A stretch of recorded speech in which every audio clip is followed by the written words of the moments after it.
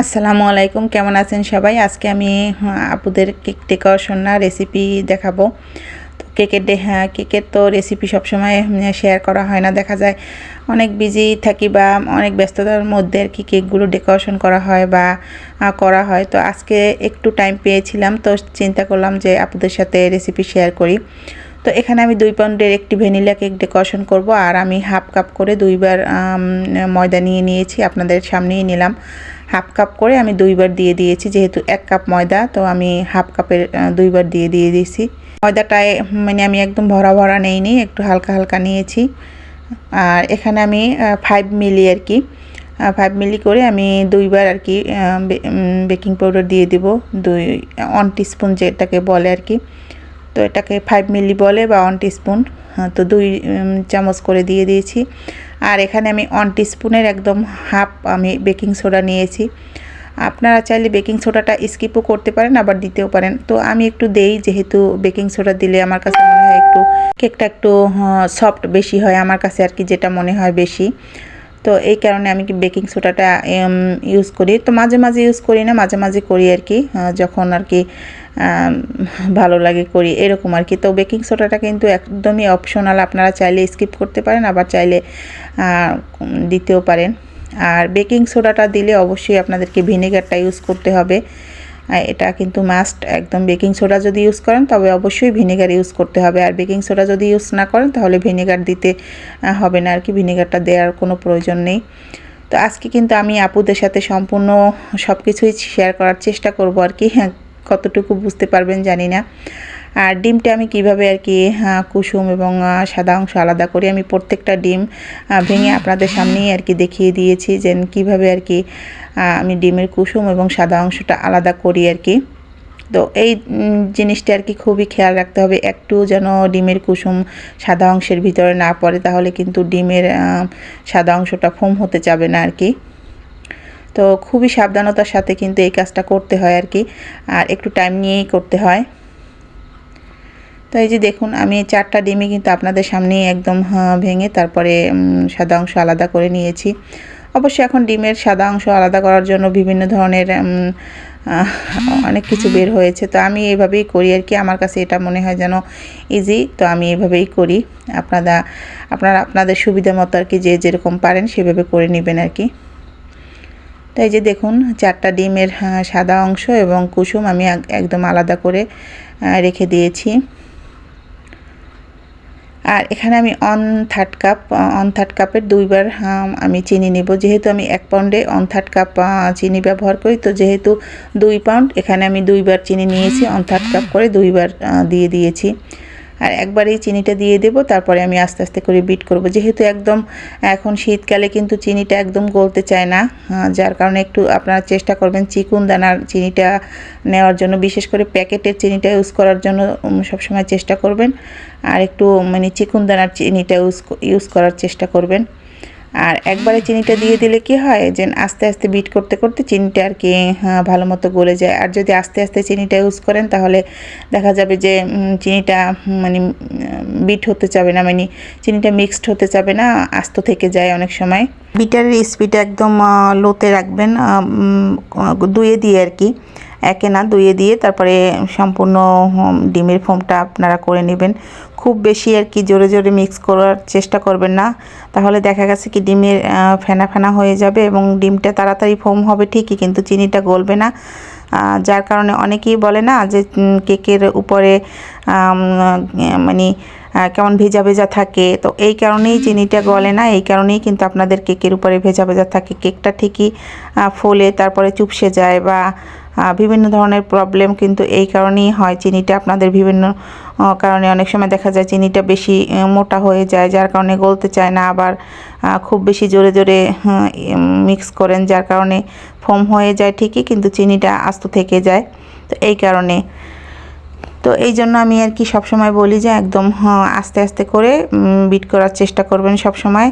আর কিছুক্ষণ পরেই দেখবেন যে ফোমটা আস্তে আস্তে আর কি হতে শুরু করেছে। আর ডিম যদি আপনি ঠিকমতো আর কি নর্মালে রেখে তারপরে কাজ করেন বা ফ্রিজ থেকে নামিয়ে একটু দেখা গেছে 1 ঘন্টা বা আধা ঘন্টা আগে যদি রেখে দেন তাহলে ডিমের ফোমটা আপনাদের একদম পারফেক্টই হবে।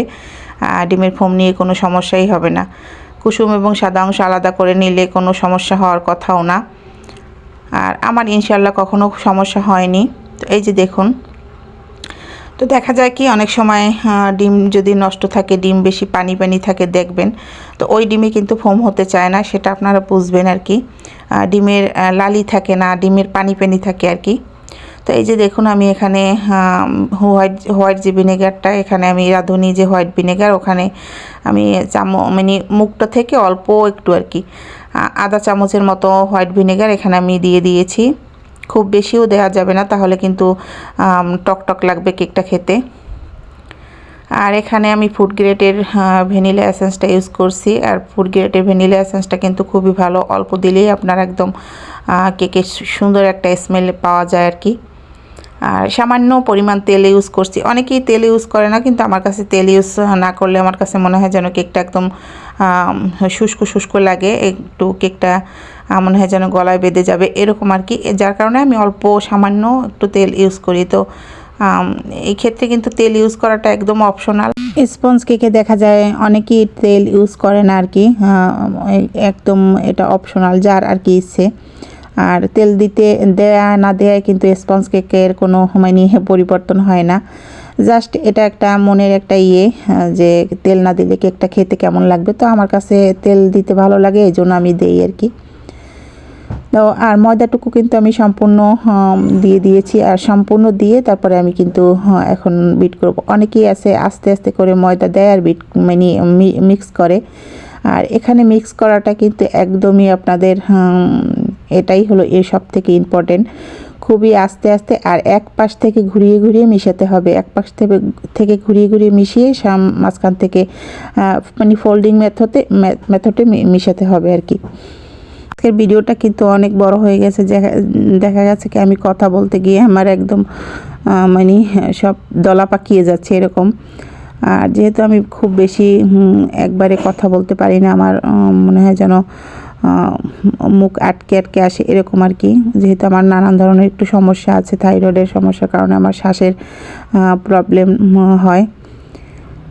তো এই তো, তারপর আপনাদের জন্য আর কি বোঝানোর জন্য আমি সবসময় একটু চেষ্টা করি যাতে আপুরা ভালো মতো বোঝে। তো আমি কিভাবে মিক্স করছি অবশ্যই দেখতে পেয়েছেন। আর আজকের ভিডিওটা কিন্তু আমি একদমই কাটিনি, সম্পূর্ণ ভিডিওটা আমি আপনাদের সাথে শেয়ার করেছি। শুধু আমি একটু ফাস্ট করে দিয়েছি যাতে বুঝতে পারেন আপনারা। আর কিভাবে মিক্স করেছি দেখতেই পেয়েছেন, একদম এক পাশ থেকে মিশিয়ে মিশিয়ে তারপরে ঘুরিয়ে ঘুরিয়ে মিশাতে হবে। তারপরে আমি স্প্যাচুলার দিয়ে একটু দেখে নিচ্ছি যাতে কোথাও কোনো মানে ময়দা আস্ত আছে কি না, সেটা আমি স্প্যাচুলার দিয়ে একটু নিচ থেকে ঘুরিয়ে ঘুরিয়ে দেখছি আর কি। তো দেখতেই পেয়েছেন ব্যাটারটা কেমন হয়েছে। আর আমার ব্যাটারটা কিন্তু একদম পারফেক্ট ছিল, কোনো একটু ব্যাটারও কিন্তু কমেনি। আর এটা ছিল 8 ইঞ্চি সাইজের একটা মোল্ড, যেটাতে আমি আর কি কেকটা বেক করেছি। আপনারা চাইলে 9 ইঞ্চি মোল্ডেও বেক করতে পারেন, 2 পাউন্ডের কেক। তো আমি যেহেতু 8 ইঞ্চি মোল্ডে বেক করব, কেকটা আমি একটু লম্বা টাইপের করব, এই কারণে 8 ইঞ্চি মোল্ডে বেক করেছি। আর 9 ইঞ্চি মোল্ডে বেক করলে দেখা গেছে বোর্ড এবং বক্স আরও বড় নিতে হবে, আর কেকটা একটু বেশি ফ্ল্যাট হবে, এই কারণে আমি আর কি 9 ইঞ্চি মোল্ডে নিইনি, 8 ইঞ্চি মোল্ডেই বেক করেছি।